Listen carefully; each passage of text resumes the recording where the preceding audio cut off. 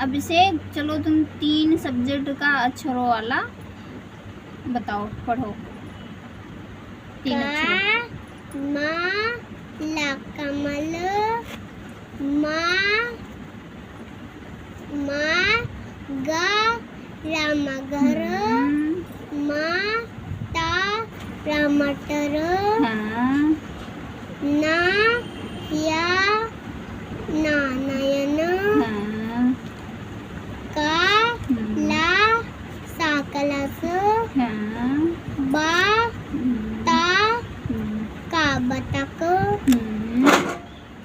का ला मकलम, हाँ माँ नहीं का माँ ला कमल, हाँ भावा न भवन, हाँ वाजन वजन, हाँ सा ता का सकत, हाँ ला रा रा